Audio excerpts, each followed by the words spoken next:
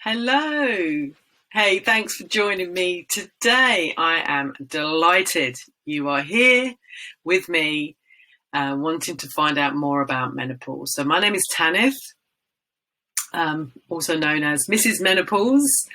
I've been teaching and coaching and helping women through the menopause transition for over a decade now, having had the gift of menopause in my late 30s.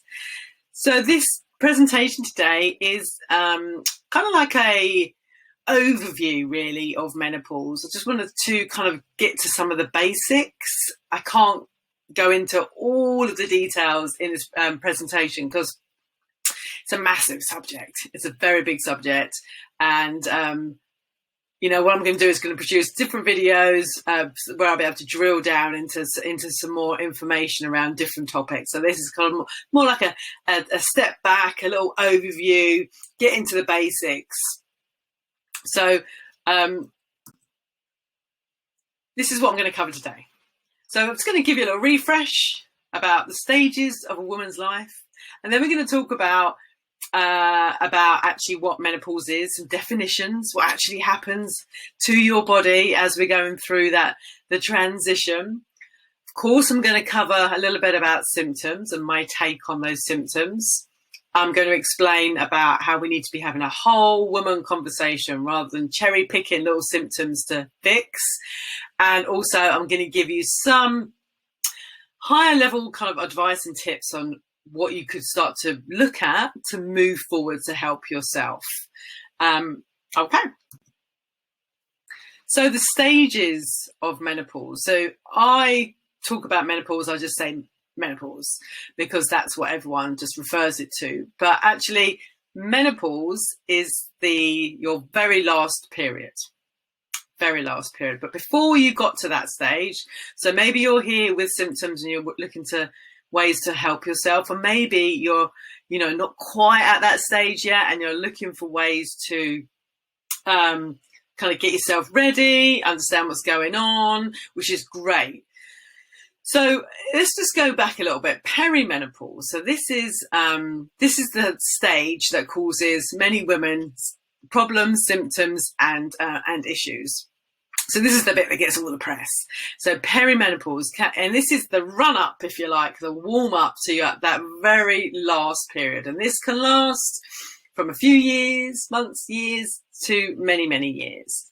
Each woman is so different. And this is why when we're looking at helping women go through menopause, we can do a lot, some kind of generic information, but sometimes we need to be able to tweak and kind of get into some different ways of working with a woman. So peri-menopause, and then we come into, you have your very last period. Ta-da! So you just had your last period, but you don't know it's your last period. The guidelines is that we have 12 months of 12 consistent months with no bleeding after that final period. And that then, if you are at the kind of average age and everything else kind of fits in with the pattern, that is then your final period. So you don't know until a year later.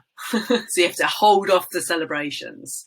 So literally, and then so you have perimenopause, menopause last period, straight into postmenopause. Hurrah! That's that bit.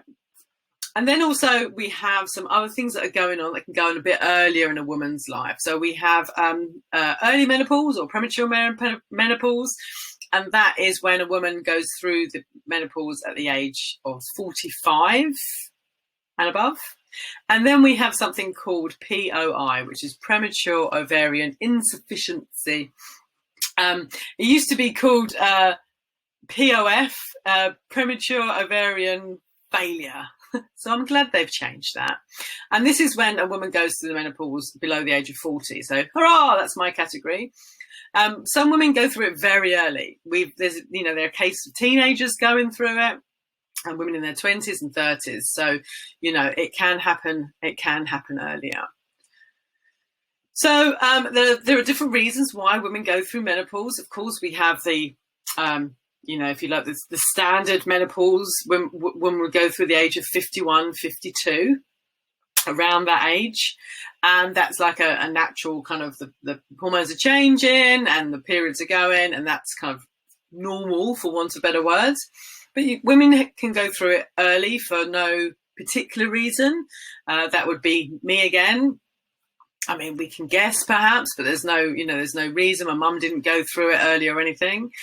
Some women go through menopause early because they have surgery. So typically a hysterectomy, whether it's a total or partial. Total would remove the ovaries, and then from what I've heard that from other women that have had that experience, it's pretty full on, because you don't get the perimenopause kind of adjusting period. You're like, one day have hormones, the next day pretty much you don't, and that's tough. And then even if you're left with ovaries, you have a more of a chance of going through menopause early as well. My friend had that experience. And then there are some cancer treatments that will put a woman into an earlier menopause. So there are different ways. And so you can really see it's already a potentially complicated subject. I often get asked, actually, how do I know when it's starting? How will I know? And I'm going to talk about that a little bit as we go through, because there are many overlapping signs and symptoms.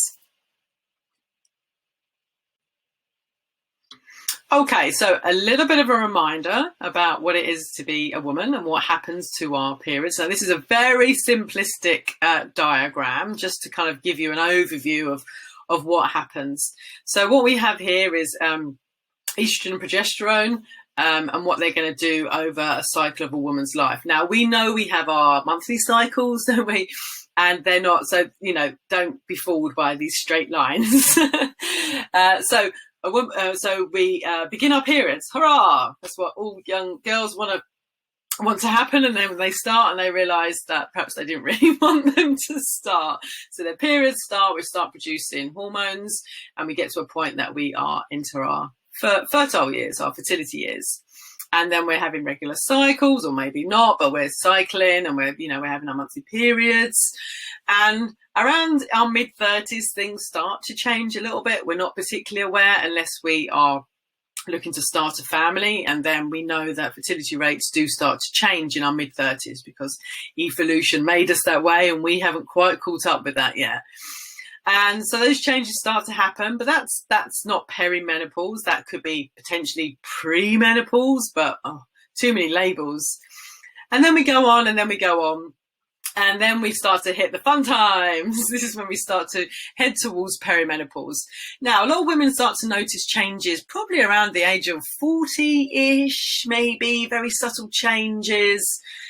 Mood, maybe, energy, just not feeling quite right. Might be gaining some weight around their middle, or their periods are starting to change in flow, in how their cycles are. But again, it's quite subtle earlier on for many women. But then as we're getting closer and closer to that final period, things start to hot up a little bit. I'm sorry, that's a really bad pun, but this is when you'll see the estrogen levels are coming up and down. The body's, starting to change its hormone levels. So it's not like you get to perimenopause and all your hormones just suddenly disappear. There's this kind of fluctuating as the body's getting used to new levels. And interestingly, a lot of people think it's the estrogen that causes all the problems, but we can't forget about progesterone. What happens is, as our periods start to change, as we start to lose our supply of eggs, and perhaps we don't release an egg on every cycle, every period. When we release an egg, that's when we produce progesterone. So if we're not releasing an egg, that means we're not producing the progesterone from the ovaries. So these levels start to come down. And as you can see, you get to menopause, and now we have like a bigger gap between the two hormones. And this is the thing that can cause a lot of the symptoms, depending where those levels are and what the gap is like. Sometimes it can be estrogen dominant, sometimes it can be because we've got lower levels of progesterone. So this is kind of what happened. I'm just going to give you a bit of a recap what's going on with your body. And then post-menopause, pretty much those levels will stay the same. So we still do have some levels of hormones. They don't completely disappear, but they reduce quite a lot. And actually our body is very clever. We have 3 types of estrogen. So post-menopause, our body it creates estrogen in a different way. But again, we'll go into that more at another time. So let's move on. So this is the fun bit, right? This is the bit you're probably familiar with.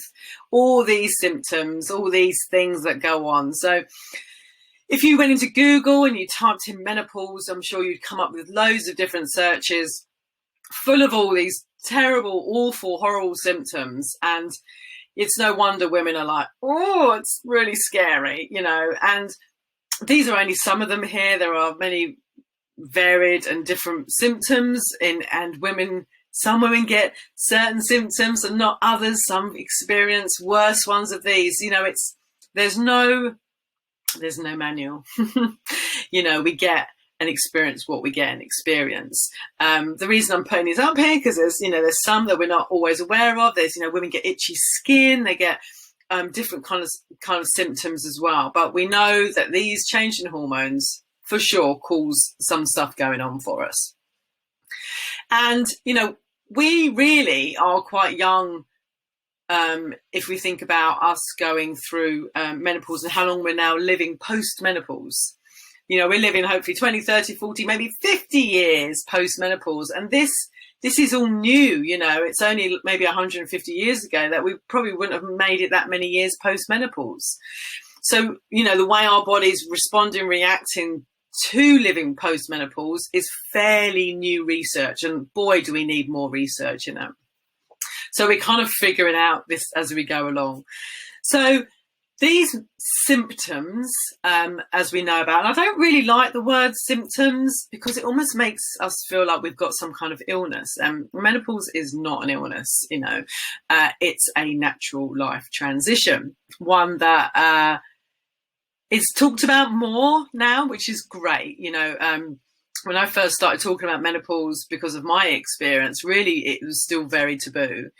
And we do, the great thing is now we talk about it a lot, there's menopause in the workplace, there's we're in the media, we're on radio, magazines, TV, films, there's been shows about it, films made, there's so much, which is fantastic.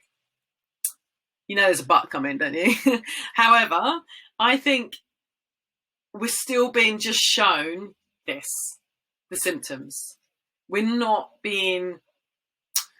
talking about any other side of menopause, any other parts or experiences that goes through the menopause transition.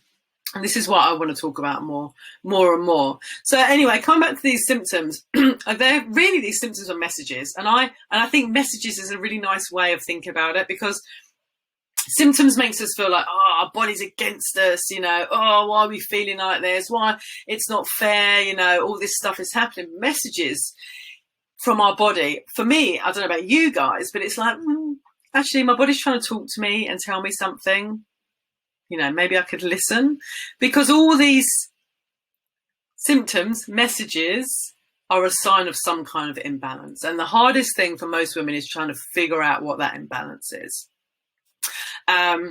So really, these symptoms really are just our body just crying out for a bit of attention. They're like, okay, now's the time. I'm going to make you listen. Mother Nature is going to make you listen. If you've been ignoring anything that's been going on with your body for the last few decades, you're going to probably hear about it now.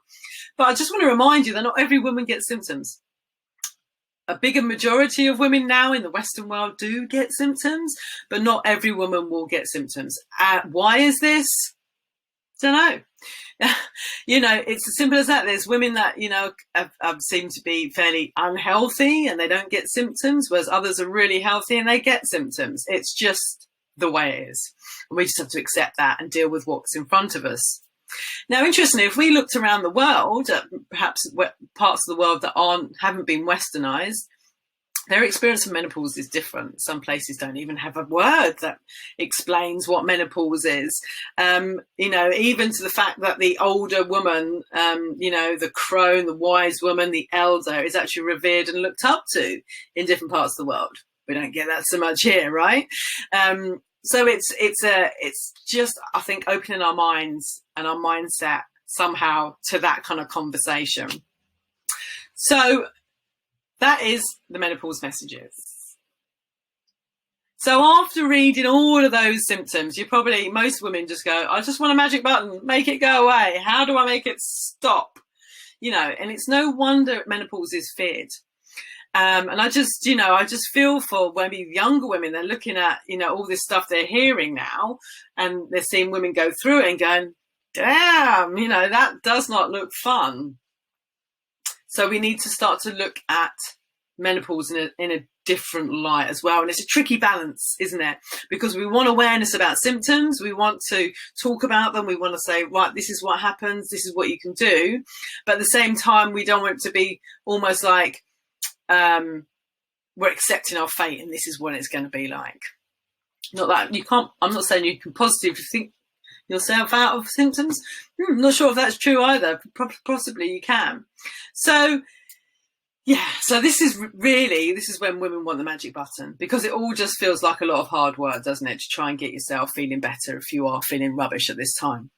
Magic button, HRT for some is a magic button, and I'm not pro or against HRT. It's been really useful for my menopause experience, and I think it's been very useful for a lot of women. My experience was much more psychological. I did have some physical symptoms, but it was in my head. Really affected my mental health. So I went on HRT and it changed everything, but that was my choice. And not every woman can go on it. A lot of women want to go on it naturally. And some women are, almost led. It's almost like HRT shaming. It's almost like you've taken the easy option out. It can be a useful tool for a window of opportunity to maybe get yourself feeling better so you can put some of the other things we're going to talk about into practice. So I think we need to be less black and white about the options available. So I think, this magic button, that tough things in life, usually we have to kind of go through them. The more we avoid them, the bigger they get or the louder they get. And I think that's very much the case with menopause. So I think that's just really, there isn't a magic button, but there is so much we can do. And it doesn't have to be big stuff. There's so much we can do to help ourselves if we're willing to. Okay. So I think you're going to get a better result if you kind of, rather than cherry picking symptoms to fixing mindset. I mean, that in itself probably needs looking at. We don't need fixing, right? So it's rather than just kind of picking, little symptoms and thing. I think if we can learn to step back and see the whole woman, have a whole woman conversation, and approach menopause more holistically, physical, emotional, and mentally, look at these different areas of a woman, I think we're going to get much more from it, because we're not just a bag of symptoms, right? Menopause isn't just this long list of symptoms. There's a profound transition going on from a fertile time of life to a non-fertile time of life, whether you've had children or not. We can't avoid, we're moving from one stage of life to the other. We're getting older. That in itself is something a lot of women, don't want to accept. Our chances are that if we're in our 50s, we're over halfway through life. Mortality is coming up at us as well. So there's a lot going on. We might have things like empty nest syndrome. There might be, or that, the kids might have moved away, or we might be grieving that we've not had children.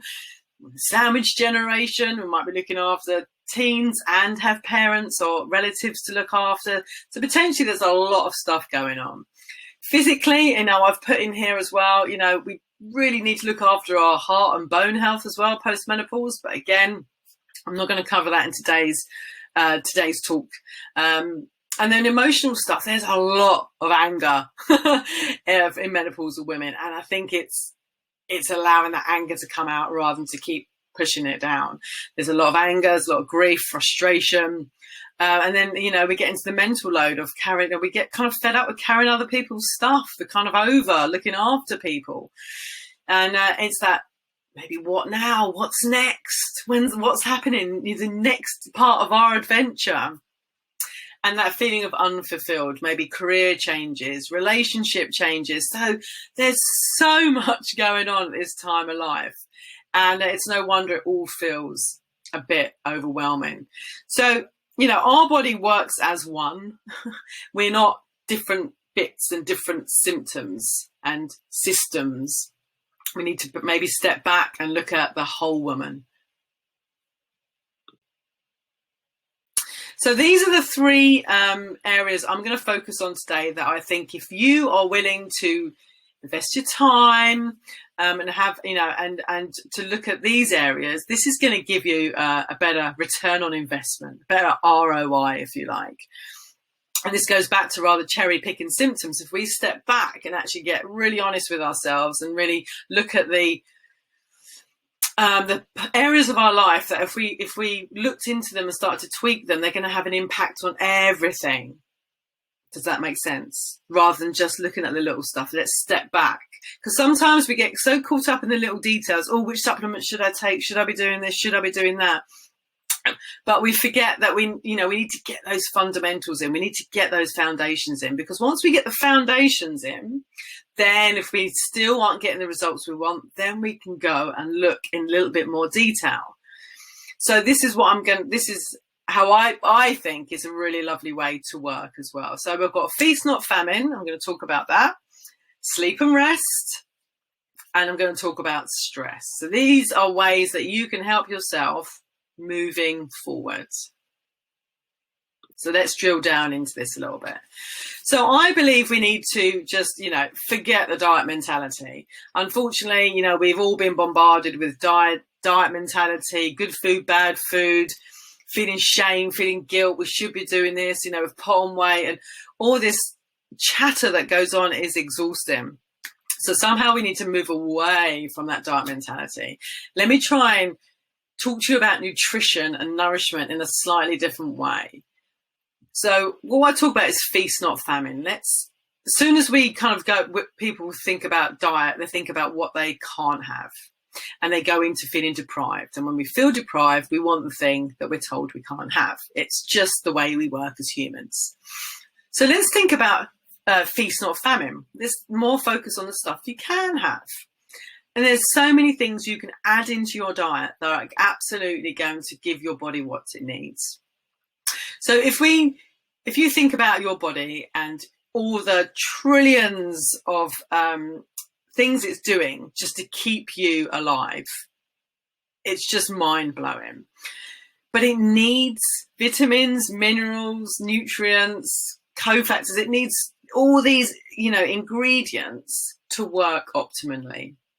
So if we start to give our bodies what it needs, literally at a cellular level, we're giving it the building blocks to carry out all its important tasks, then your body's going to be in a much better place to have more energy, to be sleeping better, to have a bit of a libido, to sort your digestion out.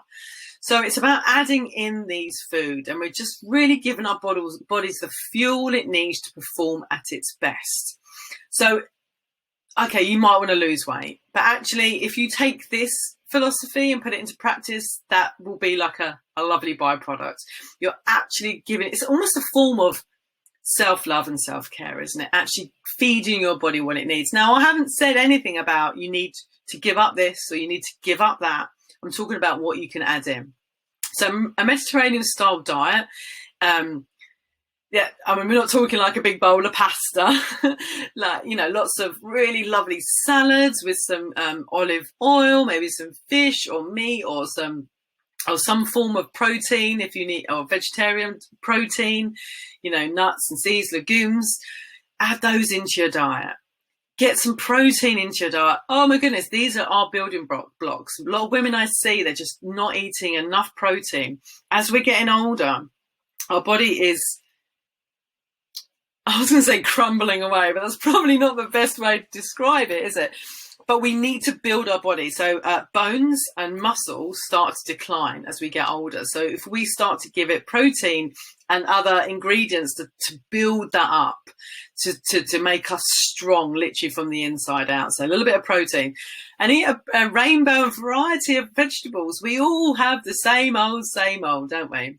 So, you know, jazz it up a little bit and try some different vegetables, try some different foods for change. You know, those vegetables you're like, oh, what's that? A good way of doing that is getting some of those delivery boxes, a vegetable delivery, because you kind of get what you get and you're like, okay, what do I do with this then? Jerusalem artichokes, they're my favourite at the moment. Green leafy vegetables, I mean, we just got to get the green veg in our plates. It's just so good for us. And the cruciferous vegetables, looking after our liver, looking after our gut, anti-cancer, again, giving our body what it needs. Hydration, we know this, right? Like, keep hydrated, so important. Healthy fats, so olive oil, omega-3 fatty acids are really good. Oily fishes, you can take a supplement. Green tea is a great one, especially if you're trying to reduce your caffeine. Green tea has caffeine, but it has something called theanine, which is very calming. And who doesn't want a bit of calming, huh? We've got organic soy and flaxseed, and these actually come under the phytoestrogens banner. These are kind of natural, they're natural estrogens found in loads of different vegetables and fruit, but particularly there's some particular ones, and they act like a natural estrogen. Not particularly strong, but they just help the body along. If you started eating some of these, you would start to feel better, definitely start to feel better. So you could start at one plate at a time. You can maybe start with your dinner plate. It's probably the easiest one. Look at your dinner plate and go, right, what can I do? Can I make that plate half vegetables and half what I'm eating? So say you love pasta. You're not going to give up your pasta.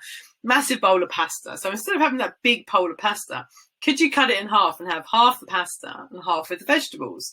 Lovely little salad dressing, add some seeds and nuts. Bang, your body is getting what it needs. You know, simple tweaks that are easy to do, they're not time consuming, and it feels, you know, fairly easy to put in. Make it easy for yourself when making changes. So, you know, doing that you'll start to fuel your body with what it needs, and what that will do is help you reduce your cravings, because we usually get cravings when we're tired or okay, we sometimes use sugar for emotional crutches as well. But if we're talking about fatigue, the reason we're tired is probably, one, we're probably not getting enough sleep. It could be down to diet. Too many carbohydrates can make us tired. So if we're reducing the carbohydrates, eating some more vegetables, then we're less likely then to resort to sugary snacks or caffeine to give us that boost of energy, because what comes up will crash down. So can you see, just by adding that in, you're supporting your whole body as well. So it'll affect your skin.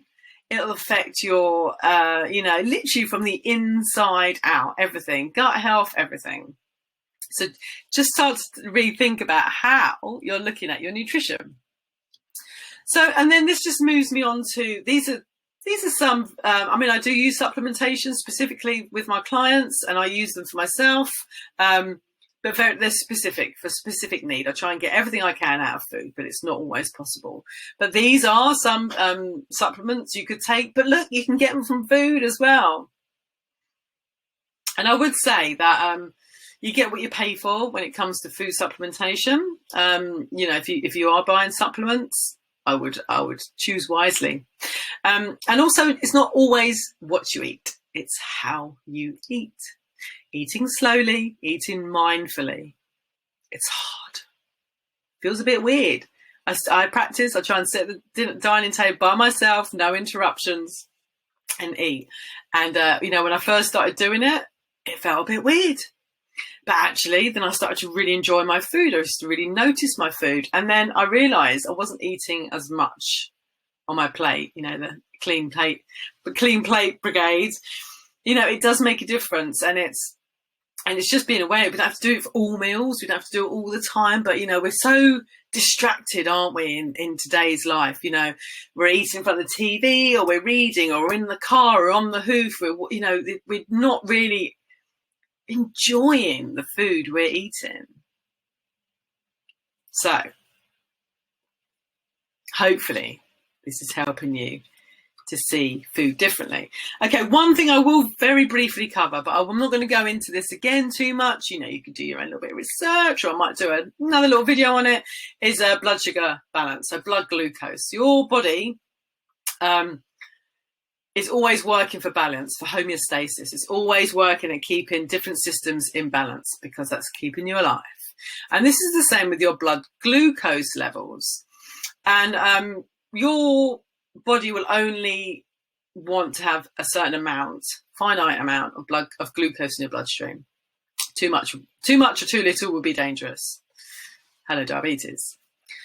So before we talk, we're not going to talk about diabetes, but I'm going to talk to you about blood sugar balance, because not many people realize actually if our blood glucose levels are unstable or erratic and they're going up and down quite a lot, it can really, really affect mood. So it can create anxiety, change in mood, energy, definitely, it can affect that. And actually it can impact if you are wanting to lose any body fat. So the idea is to, between the black lines, that's the ideal place to be. So that would be a stable blood sugar there. And that's where we're looking to be. But unfortunately, what happens is most people, when they have things like that will send your blood sugar high, are really processed foods, because it hits your system really quickly. Simple sugars will just send your blood sugars soaring up. Your body's like, oh no, we need to get that. We need to release insulin. We need to get out that blood glucose, that glucose from the blood quickly. And what it does, it's really clever, your body. There's 3 places where you can store glucose: your liver, your muscles, and body fat. So if you're eating a lot of sugar, a lot of carbohydrates, a lot, and your muscles and your liver is full up, that's when your body has to store it as body fat. This is why exercise is key as well, because all the time you're exercising, you're using up your your glucose in your muscles. And so if you keep using it up, then you've got space to your body's got space to put any excess in. I'm really making it really simple here. So that's why it's important. So anything that comes up, your blood sugar goes up, your body works trying to get it out. And sometimes it overdoes it and your blood sugar levels really dip. And that's when you come crashing down, you're feeling tired, you might feel shaky. And your body says, right, I need to get it back. I need to get those levels back up. What can I eat? And that's when we go for the food that would give us the quick fix: chocolate, cookies, bread, all those foods that are lovely, and it will send it back up. And this can go up and down all through the day. We're snacking, we're dipping, we're eating, we're dipping, caffeine, we're up and down, up and down. But what a lot of people don't realize is that this can affect your sleep too. So if you're on this roller coaster, actually that can continue during the night, depending where you've eaten in the evening. And if your blood sugar levels dip at night, your body, the only way it knows to bring it back up is to release a hormone called cortisol, and it'll bring it back up. Unfortunately, cortisol, really, we only want that during the day because it wakes us up. So it could wake us up in the night. So I remember years ago, before I know what I know, I used to have terrible sleep, and it was probably actually around the time I was in peri-menopause. And I used to wake up in the middle of the night, and for some reason one night I thought, I'm going to have a bowl of cereal. And I did, and I managed to go back to sleep. So, I realized looking back that actually my blood sugar levels were all over the place. So I'm not going to go into much detail what you can do for that. But again, if we go back to the previous slides, if you start to adapt that feast, not famine, and adding those really good stuff in, it's going to help you. See, simple things, right? And it's bigger picture stuff. All right. Okay, so oh look, I've got an error on my slide. Oh well, never mind. Don't know why that's there. So also we need sleep and rest. We need to make this a priority. It's not a luxury. Your body is going through a huge transition. The menopause is a big transition, so it needs its energy. And I know the irony is that when we go through menopause, a lot of women suffer with their sleep. So trouble going to sleep, or waking up with night sweats, or that classic of waking up at 3 o'clock in the morning, wide awake until 5 o'clock, when the world feels like quite a bleak place. Where, that's when we seem to worry more. Things are going over in our minds, so this is really common for that to happen. So, it's just look at ways to exploring how you can look after your sleep, protect your sleep, make it number one priority. And I know it's hard. Maybe you're working all day, or you've got the kids the day, and the evening's the only time you get for yourself. And then perhaps, you're doing all the jobs and chores in the evening. You're not getting your body's just not getting a chance to rest or wind down. So anything you can do to help promote sleep is going to be your friend, okay? Because your brain really needs it. And this is another thing that women worry about as they're going through menopause, the memory loss, they worry about dementia, Alzheimer's, all these things. And actually your brain it literally gives itself a wash, a clean out overnight with good quality sleep. So it's vital that we really focus on getting some sleep. So, it's good bedroom hygiene, getting rid of, any devices, having some fresh air, natural, bed clothes, using, maybe reading before you go to sleep, don't eat too soon before you go to sleep. There's loads of different ways that you can start to really help yourself with sleep. And it has to become a priority, because our body needs our support, and imagine, how different your life could be if you had more energy because you were sleeping better. It would be amazing, right? So, and this busyness thing, running around, busy, doing this. And it sometimes becomes a badge of honor, like, oh, I'm so busy. And so many women feel guilty for sitting down and relaxing. But it's important, and nobody else is going to tell us to do it. We're the ones that have to do this. We have to do it ourselves. We have to create new boundaries. We have to learn to say no. There's so much going on. Okay, so moving on to stress now. So we're all familiar with the word stress and what it means, and I'm sure we've got a mental picture of what stress means, or how we've experienced stress. Stress isn't necessarily a bad thing. It's part of life, and sometimes we need a bit of stress to hit deadlines or get us through some certain experiences in life.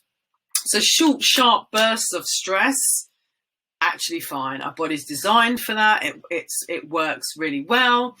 But unfortunately, what we tend to have now is this kind of chronic stress, these chronic elevated stress hormones, as we live in that busy, this anxious state, running around, doing loads, juggling loads of things, trying to get everything done, making sure everything's perfect, looking after everyone. It's just continuous. And you know what? It's probably fine in our 20s and 30s. But as we get to our 40s and beyond, it's not so fine, because our changing hormones make us much more susceptible to these stress, more sensitive to these stress hormones. And look at these, when we have elevated stress hormones like cortisol in particular, we've got adrenaline in there as well, but talking about cortisol, look how these stress hormones, elevated stress hormones, the symptoms, messages that they cause: poor sleep, bone loss, mood, creates us having more insulin, become insulin resistant, affects our appetite, libido. I mean, our body's not designed to want to have sex if we're stressed out. Stored fat. These could be menopause symptoms as well, couldn't they? So can you see how it all starts to fit together a little bit? As I said, this whole woman conversation, it all starts to fit together. So how, I don't know your life. Your life is different to my life, probably. So it's up to you to somehow explore, be curious, different ways that you can find to manage your stress hormones. And it's not to say, you might not be able to change your life circumstances. We need to work. We need to do whatever's going on. But is there any way we can find some more balance? And I think it takes a bit of awareness and the art of true relaxation. I wish it was a bottle of wine in front of Netflix, but that's okay. I'm not saying that's wrong, but I think real relaxation, maybe creativity, getting out into nature, doing other things, dancing, singing, whatever, being creative is certainly a wonderful way to relax. There's also some really good supplements that can help, but I think we need to learn how to do that more with our lifestyle changes. And then we're moving on to then our mindset. So menopause is about letting go of letting go of our past life experience. That doesn't sound quite right either, does it? Menopause is about, there's a lot of letting go, isn't there? It's letting go of being younger. There's letting go of children. There's maybe letting go of careers. There's a bit of letting go. But with that letting go is creating space for new things that are coming into our lives. And I think that's the amazing, wonderful thing. And with that comes wisdom. Because as we get older, we do get wiser, and that's a great thing. So I quite like this, so menopause for us, the English word is basically the end of your periods, that's it. Japanese is more like renewal and regeneration years or seasons or energy. I like that. That's so much, just one word can make us feel so much different about how we feel about, menopause.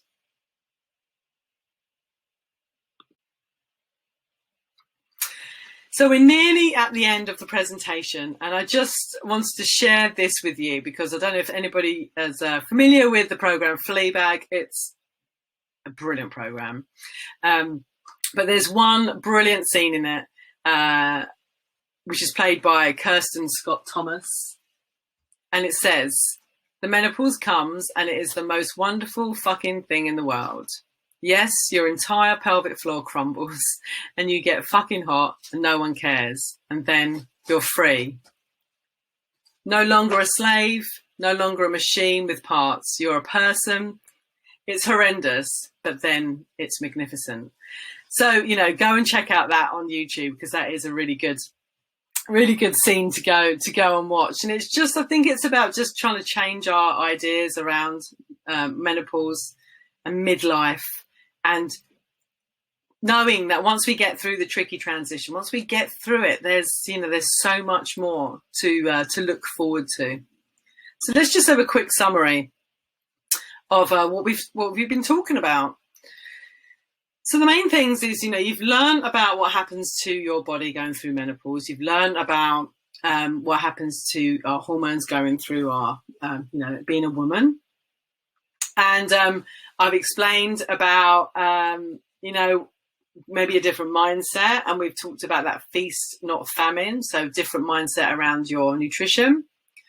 Now, I haven't really mentioned about reducing or eliminating anything. But if a lot of women find, especially with the hot flushes and stuff, that they've got certain triggers, which can be caffeine, alcohol, dairy and sugar. They're really common triggers. So it might be worth just exploring, experimenting, being curious, and just seeing if any of those do make you feel worse. It doesn't have to be black and white. It doesn't have to be all or nothing. If that's the way you work, you can give that a go as well. Also there's a bit of research saying reducing saturated animal fat and trans fat can be beneficial as well as we're looking after our heart. It's really important, I think, to share how you feel with a friend, or not always a friend, or a loved one, or even a professional Go and talk to somebody about what's going on, explore what's going on, get help, ask for help, because there is so much more help available to you now. You don't have to do this by yourself. Stress management. I don't like the word management, but I couldn't think of a better word. So yeah, having a bit of an honest review, have a little bit of a life check, a bit of a life audit, and seeing what's going on with your stress levels. Is there any way you can balance it off? If you can't change circumstances, what can you do to kind of keep it balanced? Sleep and rest is non-negotiable. We just got to do what we've got to do. We've got to just learn how to say no and just make it a priority, because you will just feel so much better for it. And even if it's not the length of sleep, it's the quality of sleep that's also really important. Exercise, movement, I haven't covered that at all in this session, but absolutely we need to move. We human beings are designed to move. Move in a way that you love, that brings you joy. Just move. Do what you can, whether it's leaping, singing. Yeah, it could be an exercise. Dancing, swimming, running, whatever. There are better exercises to do for when we're getting older. We for sure need strength training, but just move your body. Just it'll love you for it. Just move your body. Meditation, relaxation, guided imagery. So it's like guided meditations. Oh, I love that. And CBT is really well researched, actually, at helping women with their menopausal messages. So those would be good things to explore as well. And we can't forget that, we can't ignore that mind-body connection. So all those repressed feelings that we might have been pushing down for the years, somehow they may need to come out somehow. Because there tends to be quite a lot of anger around, so it needs to come out. I put in there good bowel health. A lot of women get problems with digestion, but particularly we've got to watch for constipation. We need to be eliminating regularly. And by regularly, ideally daily, we need to be eliminating, because we don't want any of those toxins, excess hormones staying in our body for longer than necessary. We need to clear everything out. And vitamin N, I didn't put that on there. So vitamin nature, if you can get outside and enjoy some kind of nature, it's just like a reset for the body. It's so good for us. And finally, really just have more fun. If you can, find some fun, find some joy, find some laughter. Laughter can be the best medicine. Even when you're in a funk, you're feeling awful, you feel miserable, if you're in the depths of everything that's going on, sometimes just putting on something funny can work absolute magic. Sometimes we just need to kind of try and get out of our way a little bit. But also we need to treat ourselves with love and compassion and kindness as we're going through whatever you're going through. So that really does leave me to the end of this presentation. My aim really is to help women see that we can make menopause the best thing that ever happened to you. Maybe not the best, but pretty close, because it can be something pretty special, and it's a transition, and you can get through it. And I know how terrible and hard it can feel, but there is much you can do. Just go easy with it. So if you want to find out more about me, you can look at the website, or you can go on there. And if you want to find out my offerings or what's going on, please feel free to do that. I really thank you for your time today, because I know time is precious, and I really appreciate all the time you've given me today spending learning about menopause. So if you've got any questions, please do let me know.